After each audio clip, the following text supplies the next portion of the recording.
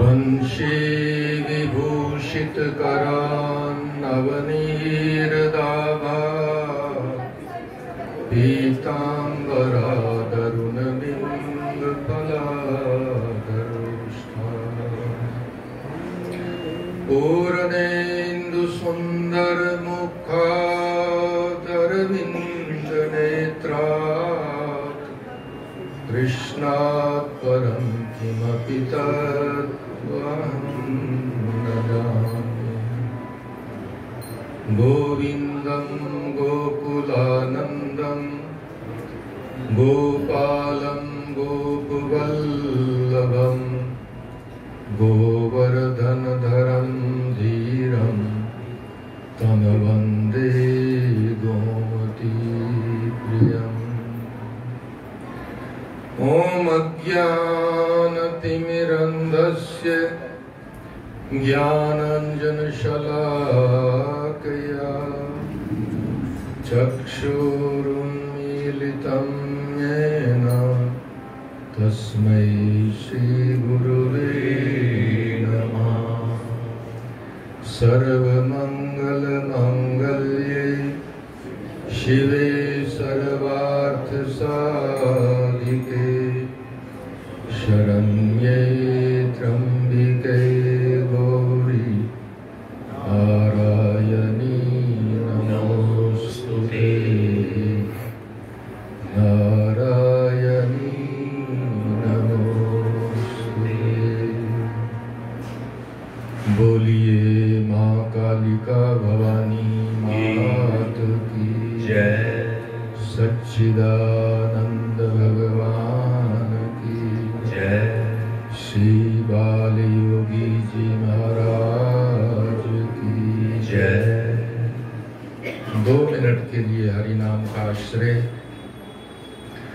राधे गोविंद गोविंद गोपाल नंद राधे गोविंद गोविंद गोपाल नंद राधे गोविंद गोविंद गोपाल नंद राधे गोविंद गोविंद गोपाल नंद गोपाल नंद लाल गोपाल नंद लाल गोपाल नंद लाल गोपाल नंद लाल गोपाल नंद लाल गोपाल नंद लाल गोपाल नंद लाल गोपाल नंद लाल। राधे गोविंद गोविंद गोपाल नंद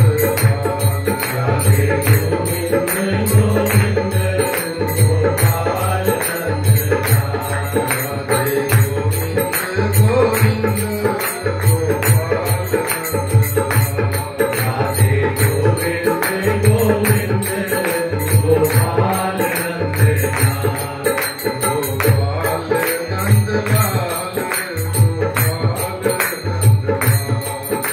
गोपाल नंद लाल गोपाल नंद लाल गोपाल नंद लाल गोपाल नंद लाल गोपाल नंद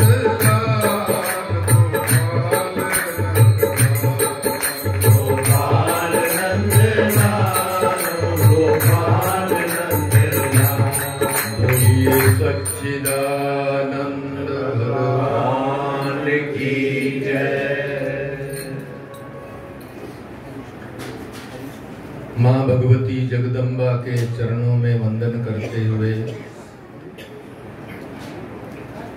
हमारे परम पूज्य बाबा जी के चरण कमलों में बार बार कोटानुकोटि वंदन करते हुए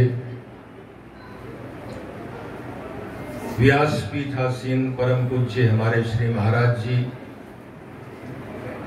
मंचासीन समस्त संत वृंद, विद्युत वृंद, विप्र वृंद, आप सभी को वंदन करते हुए तदुपरांत समस्त संरक्षक गण, समिति के समस्त सदस्यगण, बाबा जी के लाडले प्यारे भक्त महानुभाव एवं मातृशक्ति, बाबा जी ने एक ऐसा सुंदर ये बगीचा लगा दिया है जिसमें बैठकर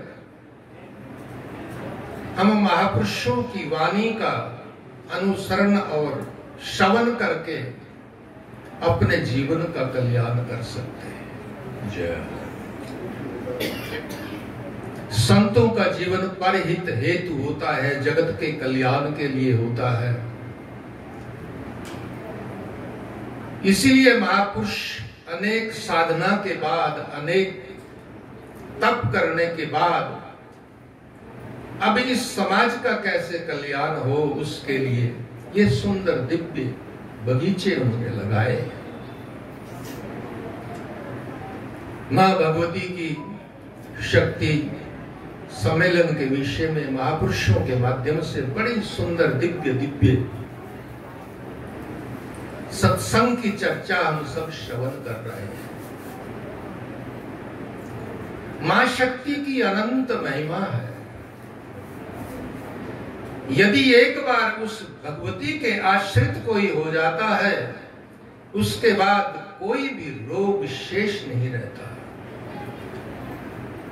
रोगा न शेषा न पहंसी तुष्टा, रुष्टा तु कामां सकलां प्रतीजा, त्वाम आश्रितानां न विपत् नराणां, त्वाम आश्रिता ही आश्रयतां प्रयान्ति। जिस भगवती के शरण में आने के बाद, जिस परमात्मा सत्ता के शरण आने के बाद फिर कोई भी रोग बाकी नहीं रहता। समस्त रोगों का शमन हो जाता है। किंतु रोग शमन तभी होते हैं हम उस रोग का उपचार करने का मन बनाएं। जब तक रोग के शमन के लिए विचार ही नहीं बनेगी, जिज्ञासा ही नहीं उठेगी, रोग कैसे दूर होगा। साधारण शारीरिक रोग यदि किसी को हो जाता है, उसके प्रति कितना सजग होना पड़ता है। किसी निष्णात चिकित्सक के पास जाकर के उसका निदान कराना पड़ता है। इसी प्रकार से मनुष्य शरीर तो हमको मिल गया है, भगवत कृपा से ये मनुष्य चोला हमने पा लिया है, किंतु भीतर अनेक रोग भरे पड़े हैं। हमारे भीतर कामना रूपी रोग है, हमारे भीतर क्रोध रूपी रोग है, हमारे भीतर लोभ रूपी रोग है जो हमको सता रहा है। अभी अभी हम चर्चा सुन रहे थे हमारे ब्रह्मचारी जी महाराज से कि जब तक हमारे जीवन में हम जिज्ञासु ही नहीं होंगे, हम उस सत्ता को जानने की चेष्टा ही नहीं करेंगे, तो हम कैसे उसकी महिमा को समझ पाएंगे।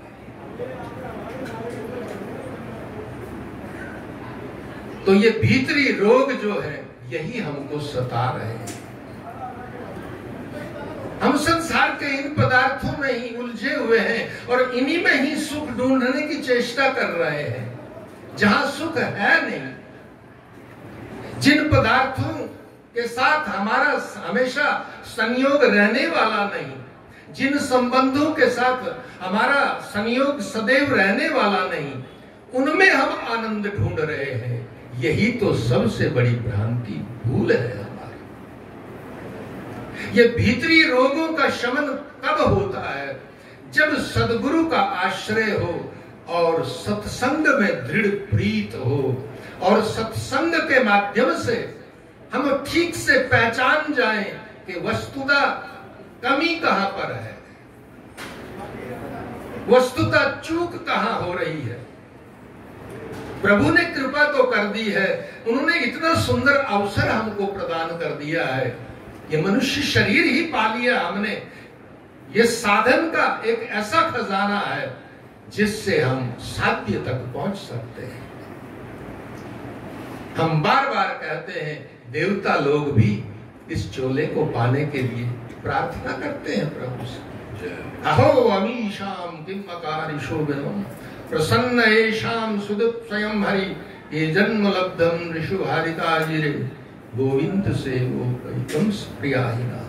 देवता लोग कहते हैं, अहो क्या पुण्य किए हैं इन मनुष्यों ने, जो भारत भूमि के ऊपर कल्याण करने योग्य ये मनुष्य चोला इनको मिला है। हमारी भी यदि ऐसी, हमारे भी ऐसे भाग्य होते, देवता कहते हैं, तो हम भी यदि किसी वैष्णव के घर में इस भारत जैसी पावन भूमि के ऊपर हमको भी यदि मनुष्य शरीर मिला होता तो हम अपने समस्त रोगों का निवारण करके उस परमात्मा के आश्रित होकर के उनकी हम भक्ति करते, हम कृत्य कृत्य हो जाते।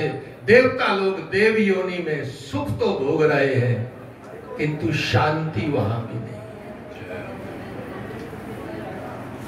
क्योंकि देवता लोग अपने पुण्यों के कारण देव योनि मिली है, किंतु जब पुण्य क्षय हो जाएंगे लगता है उनको कि पुनः हमें मृत्यु लोक में जाना पड़ेगा। और यदि वहां जाकर योग्य सत्संग न मिला तो क्या होगा? हमसे श्रेष्ठ तो ये मानव है, ये मनुष्य है, जिसको भारत जैसी पावन भूमि के ऊपर इतना सुंदर ये दिव्य चोला मिला है, जो साधना के द्वारा अपना कल्याण कर सकता है, दूसरों को भी दूसरों का भी कल्याण का मार्ग प्रशस्त कर सकता है। ऐसा सुंदर ये दिव्य अवसर प्रभु ने हमको दिया है। अब यदि इस अवसर को हम चूक जाएंगे, इस अवसर को हम खो देंगे, तो उसके बाद तो फिर अंधेरा ही अंधेरा है। हम इन कामनाओं से ऊपर उठे। ये कामनाएं जो है कभी किसी की न पूरी हुई है न पूरी होती है। यहां से जो भी जाता है संसार के पदार्थों को यहीं छोड़कर अधूरा ही जाता है। पूरा तो केवल संत जाते हैं, पूरे तो केवल महापुरुष जाते हैं, क्योंकि उनकी शरणागति दृढ़ होती है। महापुरुष क्यों सुखी होते हैं? महापुरुषों के जीवन में क्यों आनंद का अनुभव हम करते हैं कि महापुरुष आनंद में है? क्योंकि सब वस्तु का त्याग कर देते हैं। वो एक और एक आश्रय रहता है, उस तत्व का, उस परमात्मा का, उस शक्ति का। क्रियाएं बाहर से उनकी भी साधारण लगती है, कर्म तो करना ही पड़ेगा, क्योंकि कर्म किए बिना छुटकारा नहीं है।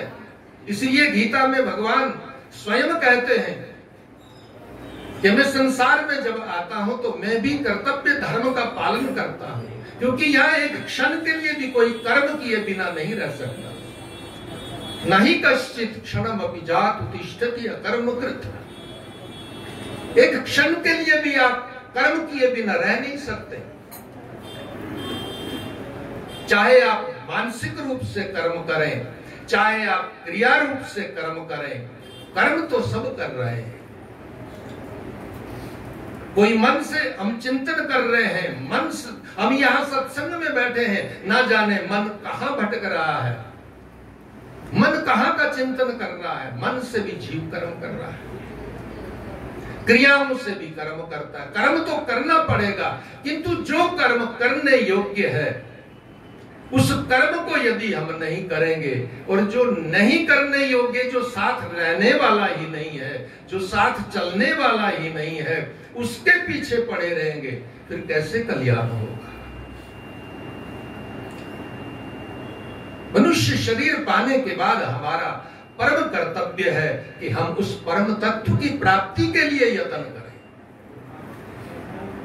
कर्म करना पड़ेगा, किंतु उसमें भावना ऐसी हो, सेवा करते करते भाव ऐसा आ जाए कि हम परमात्मा की ही सेवा कर रहे हैं, क्योंकि ये जगत परमात्मा मय ही है, ये रचना उस परम सत्ता की है। ये पूरा दृश्य उसी का स्वरूप है, सब में वही परमात्मा विराजित है। इसलिए सब में प्रभु का दर्शन करते हुए यदि हम क्रिया करते रहेंगे तो हमारा कर्म जो है दिव्य हो जाएगा। तो कर्तव्य धर्म का पालन करते करते हमें अपने जीवन के अंदर अपने चरम लक्ष्य को समझना है कि हमारा चरम लक्ष्य जो है वो भगवत प्राप्ति है, वो परमात्मा के चरण है, वो मां भगवती का ही आश्रय है, वहां हमें पहुंचना है, उस तत्व को पाना है। जब तक ये जिज्ञासा नहीं उठेगी तो हम अधूरे के अधूरे रह जाएंगे। महापुरुषों ने तो कृपा कर दी, उन्होंने तो मार्ग ऐसा सुंदर दे दिया, उन्होंने बगीचा लगा दिया, पौधे लग गए, सिंचन कर गए, सुंदर जल से इसकी सिंचाई हुई और आगे भी सदैव होती रहेगी, ऐसी व्यवस्था कर दी जो दूर दूर से महापुरुष आकर के हमको बार बार सत्संग का आनंद देते हैं। किंतु यदि अब हम ही तैयार ना हो चलने के लिए, आगे बढ़ने के लिए, तो फिर तो जीवन अधूरा सिद्ध हो जाए, व्यर्थ सिद्ध हो जाए। तो इस सत्संग के माध्यम से महापुरुषों की वाणी का आदर करते हुए हमें अपने जीवन का कल्याण करना है। इन सांसारिक सुखों से ऊपर उठना है। संसार में सुख नहीं है, केवल भ्रम, ये भ्रामकता है हमारी। भ्रम हो रहा है हमको कि हम सुखी हो जाएंगे। धन की चाह करते हैं, धन मिलता है, सुख नहीं मिलता है। पदार्थ की चाह करते हैं, पदार्थ मिलता है, सुख नहीं मिलता। और यदि मिलता भी है, कुछ क्षणिक सुख मिलता है। तो जिस पदार्थ को पाने के बाद कुछ क्षणिक सुख मिलता है, जब उस पदार्थ का वियोग हो जाता है, उसके बाद उससे कहीं अनंत गुना दुख ही दुख होता है। जिस संबंध से हमें सुख का अनुभव होता है कि ये मेरा है, ये अपना है, जब वो बिछड़ जाता है तो जितना सुख हमको उसके मिलन में होता है, जितना सुख हमको उसके संयोग से होता है, उससे अनंत गुना दुख उसके वियोग में होगा। तो संसार जो है यह सुख नहीं है, केवल भ्रांति है। सुख केवल परमात्मा के चरणों में है, सुख केवल उस मां भगवती की उपासना में है, परमात्मा की उपासना में है। और संतों के आश्रित होकर के, सदगुरु चरणों में आश्रित होकर के अपने जीवन के कल्याण के लिए सतत कर्तव्य धर्म का पालन करने में ही हमारा कल्याण है। मैं तो वर्षों से, मैंने तो आप जानते हैं बाबा जी की जीवनी, हमने बड़े निकट से क्या त्याग, क्या तपस्या, क्या प्रतीक्षा, एक एक व्यक्ति के प्रति स्नेह, संतों के प्रति, संत सेवा के प्रति क्या आदर, क्या स्नेह। ये एक उदाहरण है। इस देहरादून की भूमि के लिए, इस उत्तराखंड की भूमि के लिए उनका जीवन एक ऐसा आदर्श है जिसके बारे में हम इन शब्दों में कहें तो महाराज श्री ने इतना सुंदर हमको ये बगीचा दिया है। इस बगीचे को अब इसी प्रकार से सिंचित करते रहना और इस बगीचे में रह करके इसका यथार्थ फल तो है भगवत प्राप्ति। उस यथार्थ फल की ओर हमारा लक्ष्य रहना चाहिए कि ये सेवा करते करते, पुरुषार्थ करते करते यथार्थ फल इस बगीचे का है भगवत प्राप्ति। उस भगवत प्राप्ति के लक्ष्य को नहीं छोड़ना है, उस भगवत प्राप्ति के ही लक्ष्य को मध्य में रख करके प्रत्येक क्रिया करनी है। सुंदर ढंग से इस बगीचे को और सजाना है। एक एक कार्य में सावधानी रखनी है। बाबा जी का एक ही सूत्र बार बार कहते थे, सावधानी ही साधना है। यदि जीवन में सावधानी नहीं है तो कुछ नहीं।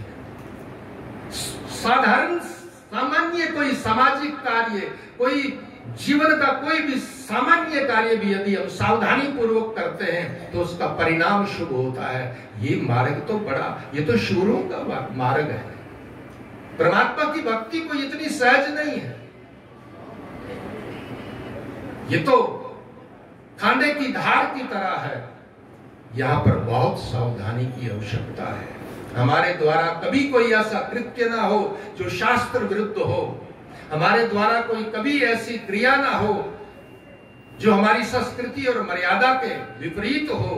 हमारे जीवन में कभी ऐसा आचरण ना हो कि समाज हमारी संस्कृति के ऊपर कोई उंगली उठाए। तो इन महापुरुषों ने सनातन संस्कृति के लिए, हमारे सनातन की मर्यादा के लिए ही जीवन जिया है और हमको मार्ग दे करके गए हैं। तो हमें अब उस मार्ग के ऊपर चल के अपने जीवन को दिव्य बनाना है। समय की मर्यादा है, समय की मर्यादा में ही आनंद है, क्योंकि सभी संतों महापुरुषों को हमें श्रवण करना है।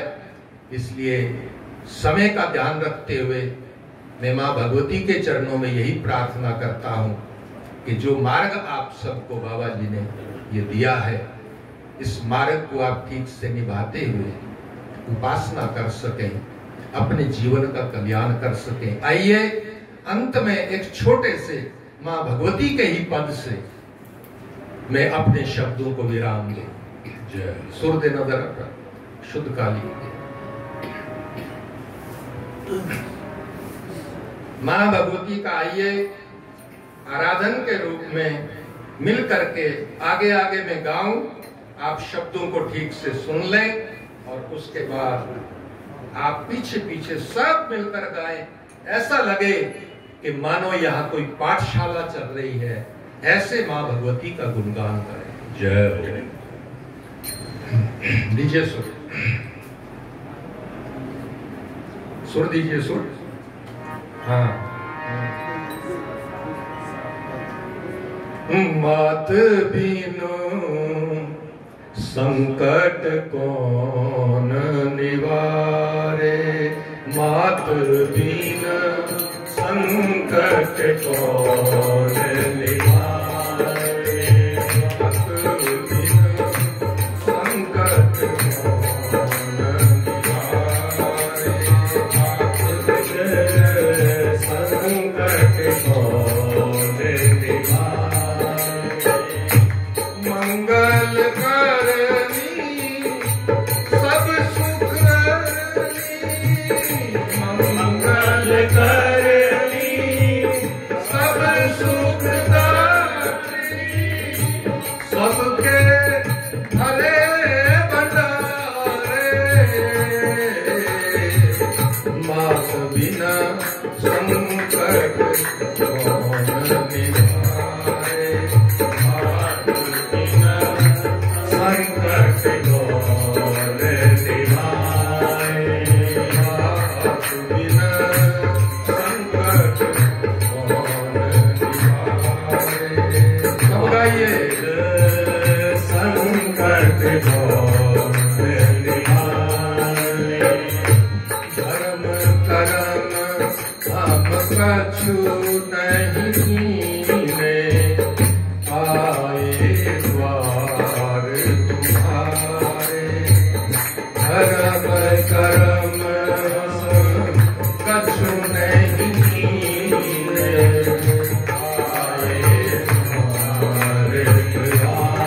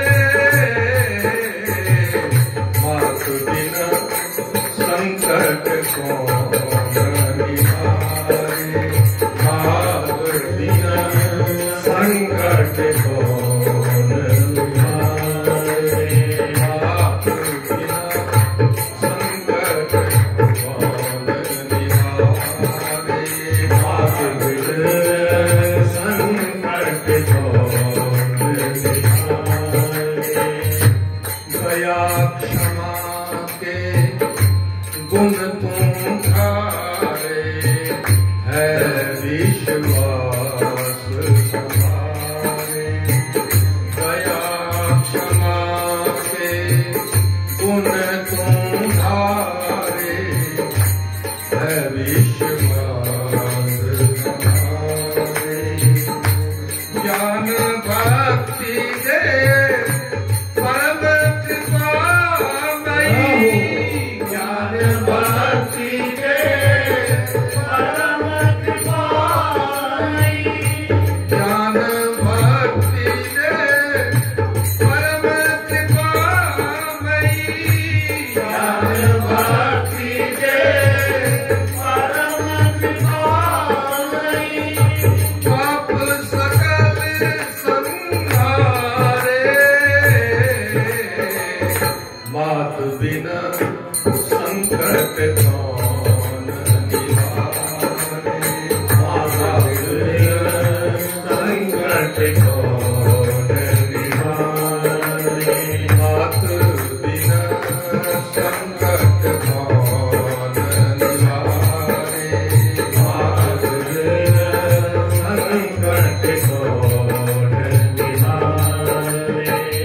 मोह ममता को दूर हटा कर, हृदय विवेक जगाए। मोह ममता को दूर हटा कर, हृदय विवेक जगाए। दास सर्वेश जगदम्बे शरण आप, दास सर्वेश जगदम्बे शरण आप, दास सर्वेश जगदम्बे शरण आप, दास सर्वेश जगदम्बे शरण आप। भव से पार उतारे, मात बिना संकट कौन निवारे, मात बिना संकट कौन निवारे। मंगल करनी सब सुखदात्री, मंगल करनी सब सुखदात्री, मंगल करनी सब सुखदात्री, मंगल करनी सब सुखदात्री, मंगल करनी सब सुखदात्री, मंगल करनी सब सुखदात्री। सबके भरे भंडारे,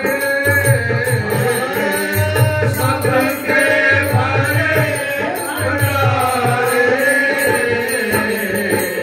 मात बिना संकट हो निवारे, मात बिना संकट कौन निवारे। हे जगदम्बे हे जगजननी, हे जगदम्बे हे जगजननी, हे जगदम्बे हे जगजननी, हे जगदम्बे हे जगजननी।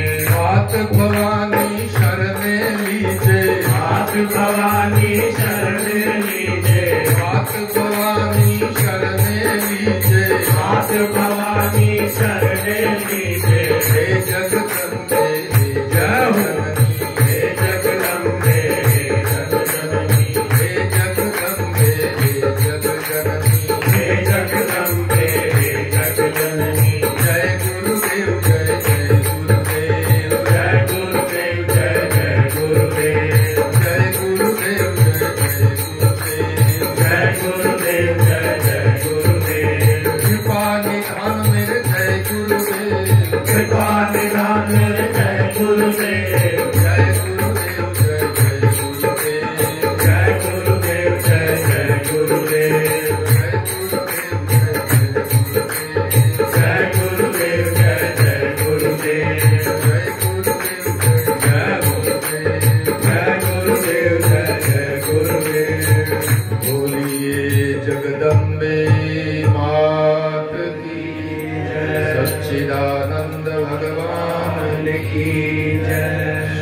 आदियोगी जी महाराज की जय। सर्वे जनः सुखिनः सन्तु सर्वे सन्तु निरामयाः सर्वे भद्राणि पश्यन्तु मा कश्चित् दुःखभाग् भवेत्। ओम शांति शांति शांति। दुर्गति नाशनी दुर्गे जय जय। काल विनाशनी